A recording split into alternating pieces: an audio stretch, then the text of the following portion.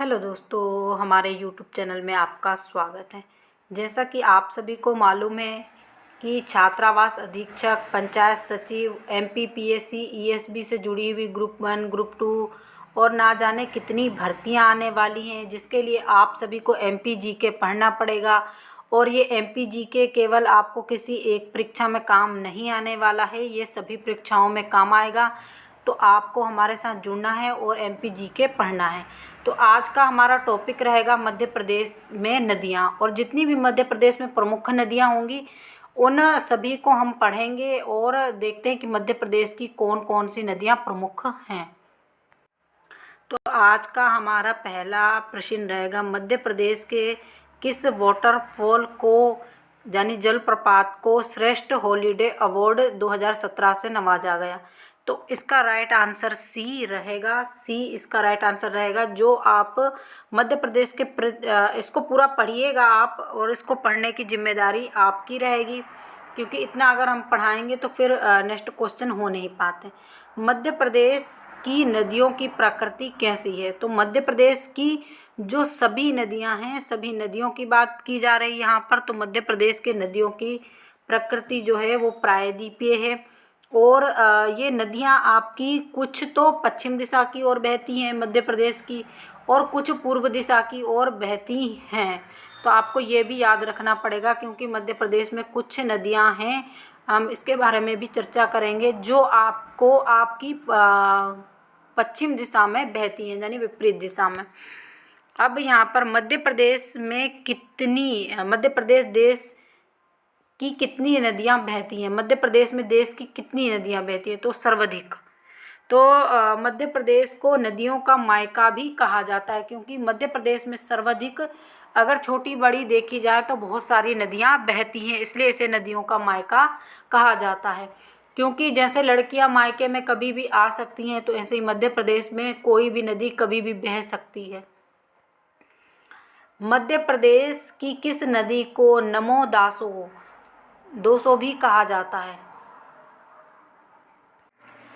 नमो दोष भी कहा जाता है। तो नर्मदा नदी का यह नाम है, और नर्मदा नदी के अन्य नाम भी हैं, जैसे मैकलसुता, समोदेवी, और इसको क्या बोला जाता है, रेवा नदी भी बोला जाता है। इसमें दिया नहीं है, हाँ दिया तो है, रामायण में इसे रेवा भी कहा गया है। सबसे इम्पोर्टेंट यही प्रश्न है कि आप नर्मदा नदी के जो विभिन्न प्रकार के नाम हैं उसको पूरा याद कर लीजिए, क्योंकि यहाँ से प्रश्न 100% बनता है, आप कहीं भी देख लीजिए। नर्मदा नदी मध्य प्रदेश में कितने किलोमीटर बहती है? तो आप एक ट्रिक से इसको याद रख सकते हैं, केवल 1077 कर लीजिए, और मध्य प्रदेश में नर्मदा नदी 1077 इतना याद कर लीजिए, तो बस आपको हो गया। अब यहाँ पर मध्य प्रदेश में नर्मदा नदी अमरकंटक से निकलकर, यानी नहीं, इसमें नर्मदा नदी मध्य प्रदेश में कितनी बहती है? तो 1077। और जबकि इसकी टोटल लंबाई, यानी टोटल वो कितना बहती है, तो 1312, इस तरह 1312 किलोमीटर, और मध्य प्रदेश में 1077 किलोमीटर, ऐसे आपको याद रखना है। जबकि अगर इसको आप बोलें तो 161 किलोमीटर ये गुजरात में बहती है। तो इस प्रकार से भी आप इसको याद रख सकते हैं, क्योंकि यहाँ पर नर्मदा नदी की मध्य प्रदेश में लंबाई पूछी जाती है, कुल लंबाई पूछी जाती है, इस प्रकार के क्वेश्चन जरूर आते हैं। और यहाँ पर इसकी गुजरात में भी इसकी लंबाई पूछी जाती है। नर्मदा नदी का अपवाह तंत्र कितना है? तो नर्मदा नदी का अपवाह तंत्र आप कैसे याद करेंगे? इसको 93, 180 इस तरह से याद रखना होगा। 93, 180 नंबर काउंट याद कर लीजिए, फिर उसमें वर्ग किलोमीटर तो वो अपने आप ही दे देते हैं, तो उसके बाद वर्ग किलोमीटर तो आपको याद हो ही जाएगा। महाराष्ट्र, देखिए महाराष्ट्र में नर्मदा नदी सबसे कम बहती है, ऊपर दिया नहीं है, शायद 68 या इस तरह से कुछ बहती है, 68 किलोमीटर इसी तरह बहती है कुछ। मध्य प्रदेश निम्नलिखित में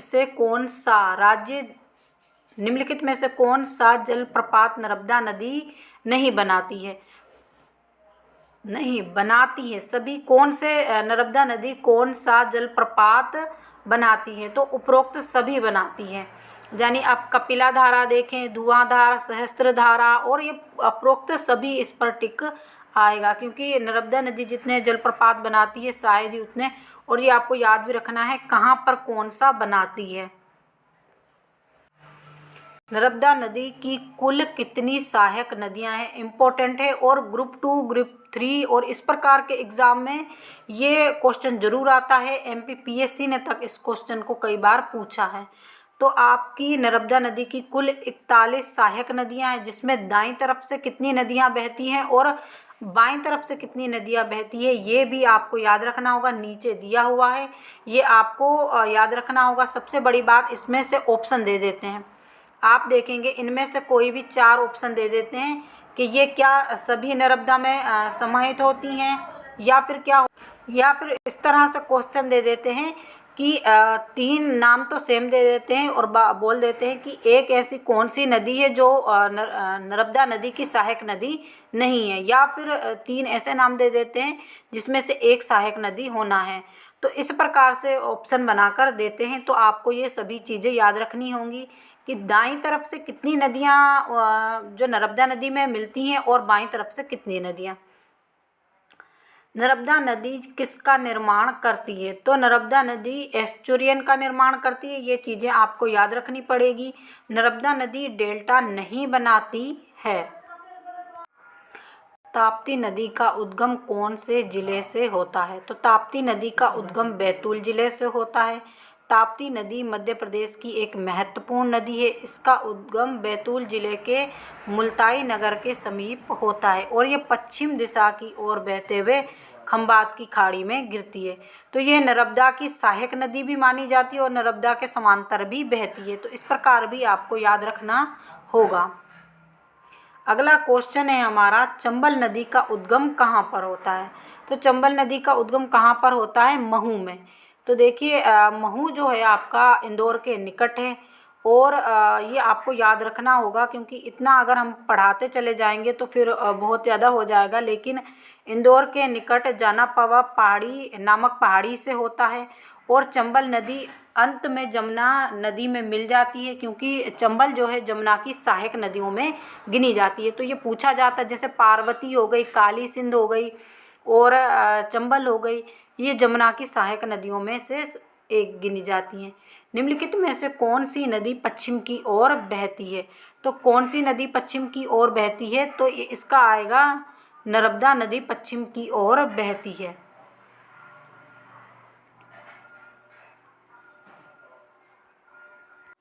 नर्मदा नदी के बारे में तो वैसे सब जानते हैं कि नर्मदा नदी अमरकंटक से निकलकर पश्चिम दिशा की ओर बहते हुए गुजरात में जाकर खंबात की खाड़ी में गिरती हैं।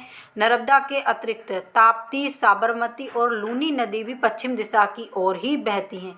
ये नदियां अरब सागर में गिरती हैं, जबकि जमुना गंगा की सहायक नदी है और गंगा गोदावरी की जो पूर्व की ओर बहती हैं और ये बंगाल की खाड़ी में गिरती हैं। तो यहाँ पर जमुना और गंगा के बारे में भी बताया गया। निम्न में से कौन सी नदी अरब सागर में गिरती है, तो अभी हमने ऊपर ही आपको बताया कि ऐसे ही क्वेश्चन बनाएंगे। अगर आपको सभी नदियों के बारे में मालूम होगा तो आप आराम से टिक कर लेंगे। तो ताप्ती नदी जो है वो आपकी अरब सागर में गिरती है और ये पूर्व दिशा की पश्चिम दिशा की ओर बहती है, यानी मध्य प्रदेश में उल्टी नदी बहती है, ये इसको बोला जाता है विपरीत दिशा में। अगला क्वेश्चन है हमारा,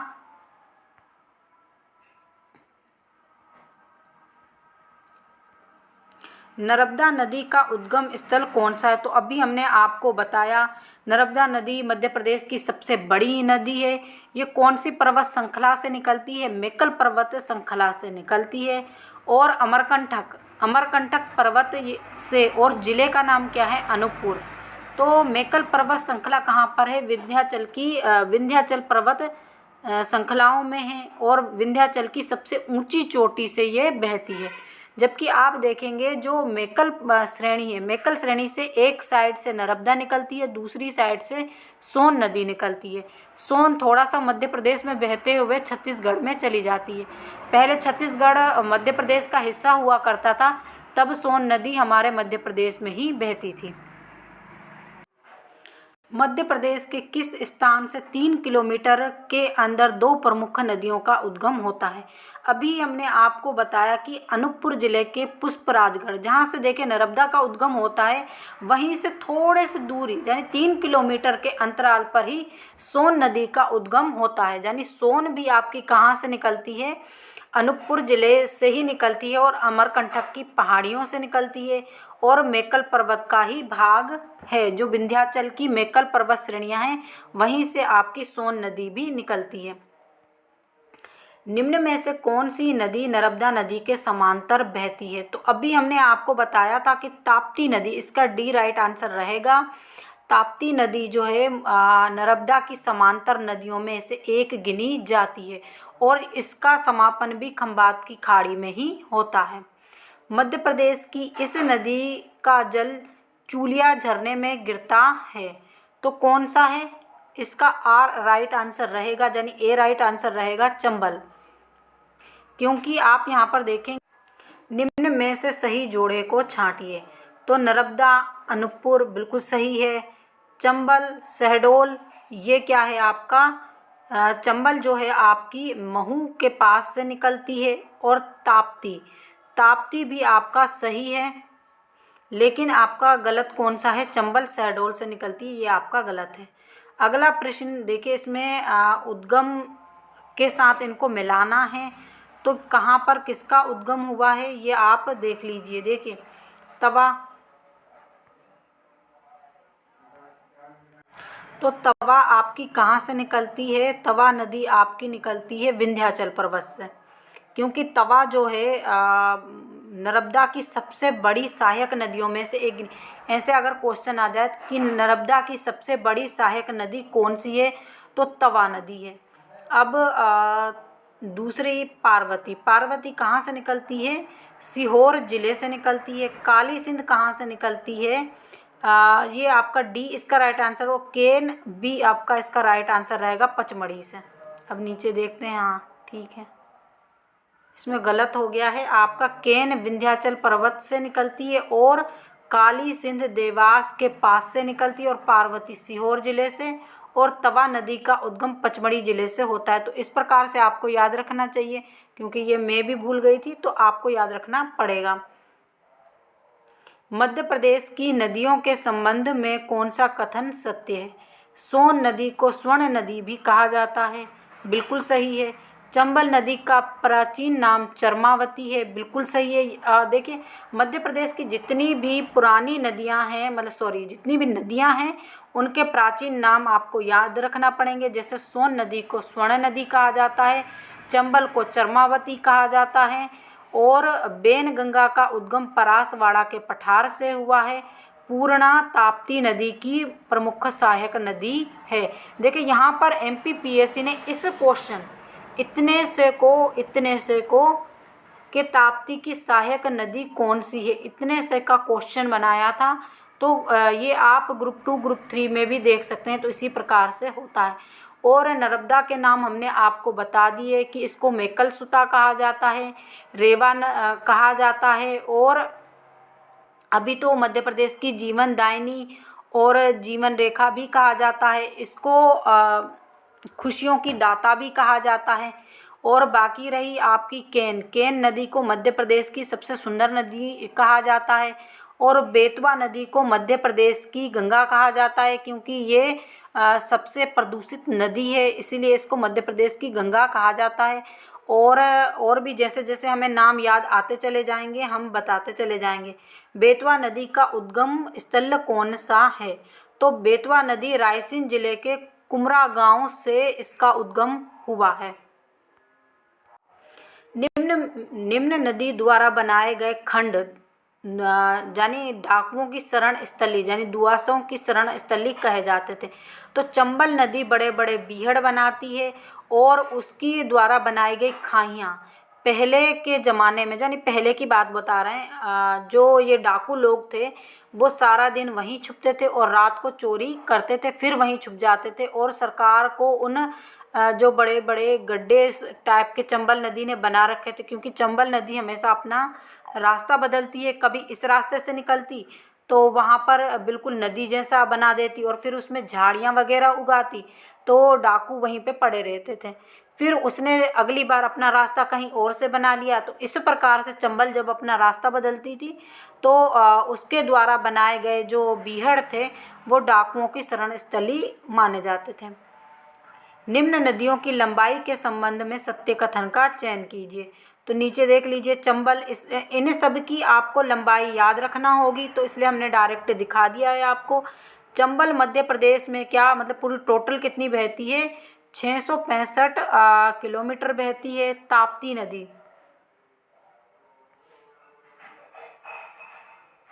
ताप्ती नदी 724 किलोमीटर बहती है।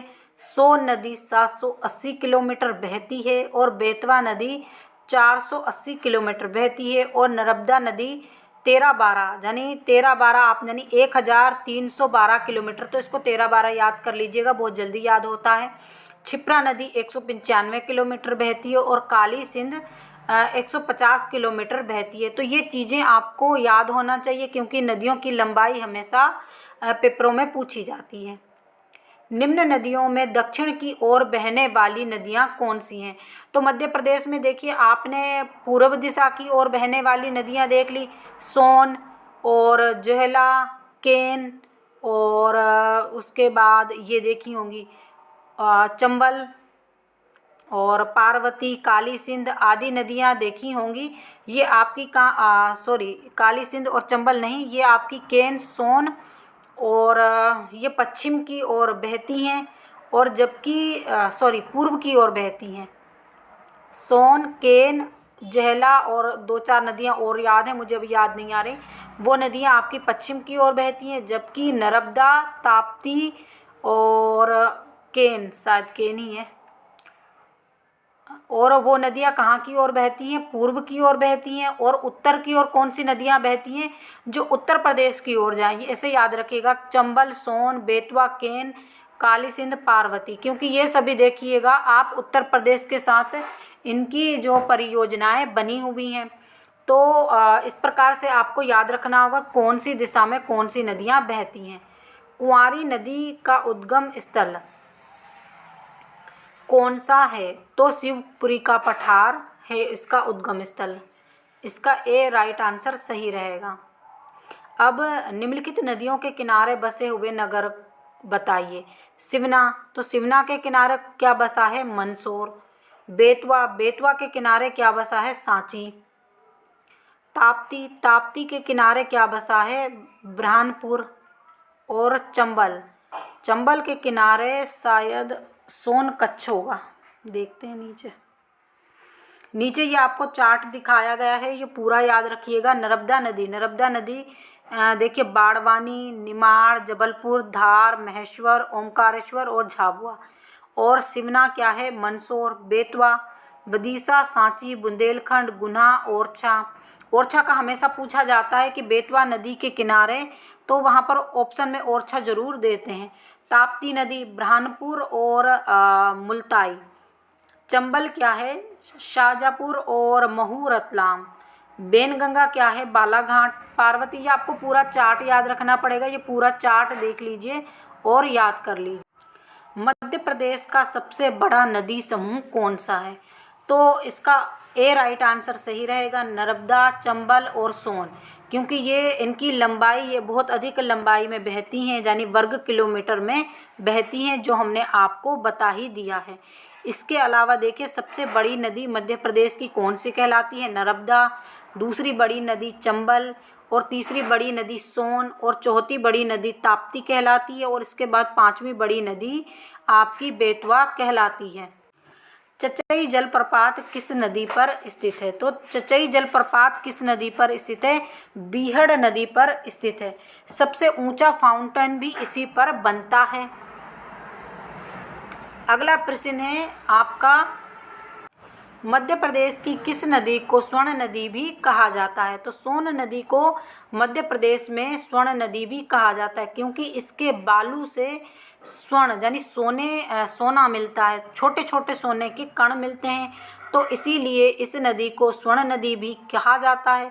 सोन नदी गंगा की सहायक नदी है। इसी पर शहडोल में बाण सागर बांध बना है। जो हमारे महान गणितज्ञ थे बाण भट्ट, उनके नाम पर, चूँकि देखिए आप सभी को मालूम होगा सीधी, आप पहले सीधी जो था शहडोल में था, सीधी में जो महान गणितज्ञ बाण भट्ट थे पैदा हुए थे, इसीलिए जो वहाँ की परियोजना है बाण सागर उन्हीं के नाम पर बनाई हुई है। मध्य प्रदेश की निम्न नदियों में से असंगत को छांटिए। तो इसी प्रकार का क्वेश्चन आएगा, देखिए सोन, नर्मदा, चंबल, क्षिप्रा। तो देखिए यहाँ पर नर्मदा असंगत है, क्यों? क्योंकि नर्मदा पूरब की ओर बहती है और बाकी सभी नदियाँ कहाँ पर बहती हैं? पश्चिम या उत्तर की ओर बहती हैं। मध्य प्रदेश में देश की सर्वाधिक नदियाँ प्रवाहित होती हैं। मध्य प्रदेश की सोन, चंबल, नर्मदा, क्षिप्रा मुख्य नदियाँ हैं। इसमें से नर्मदा नदी अन्य तीनों नदियों से असंगत है, क्योंकि नर्मदा नदी पश्चिम की ओर बहती है, जबकि सोन, चंबल और क्षिप्रा दक्षिण से उत्तर की ओर बहती हैं। वर्ष 2002 में मध्य प्रदेश की किस नदी से अर्धनारीश्वर की मूर्ति प्राप्त हुई? इम्पोर्टेंट प्रश्न है। तो शिवना नदी से अर्धनारीश्वर की मूर्ति प्राप्त हुई। ये आपकी जो मंदसौर का मंदिर है जिसमें पशुपतिनाथ का मंदिर बना हुआ है, भगवान शिव की मूर्ति प्राप्त हुई थी और इसकी ऊंचाई 2.5 फीट ऊंची प्रतिमा मिली। और ये कहाँ पर? मंदसौर में मुक्तिधाम के निकट 1 दिसंबर 2000 में रेत में उत्खनन के समय शिवना नदी से भगवान अर्धनारीश्वर की मूर्ति प्राप्त हुई। ग्वालियर से भोपाल जाते समय गाड़ी किस नदी के पुल से गुजरती है? तो इसका राइट आंसर क्या रहेगा? डी इसका राइट आंसर रहेगा, बेतवा नदी से। मध्य प्रदेश, निम्नलिखित में से मध्य प्रदेश की कौन सी नदी सीधी गंगा नदी में जाकर मिलती है? तो कौन सी नदी सीधे गंगा नदी में जाकर मिलती है? सोन। सोन नदी सीधे किसी भी नदी में नहीं जाकर मिलती, ये सीधे गंगा में जाकर मिलती है। तो सोन नदी क्या है? गंगा की सहायक नदी है। तो आज के हमारे सेशन को हम यहीं समाप्त करेंगे। अगले हम 35वें प्रश्न से पढ़ना शुरू करेंगे, जो अगले वीडियो में हम आपको पढ़ा देंगे। इसी प्रकार आप हमसे जुड़े रहिए और नदियों की पूरी जानकारी आपको मिल जाएगी। ये बुक बहुत अच्छी है और इससे जीके पढ़िए। Thank you.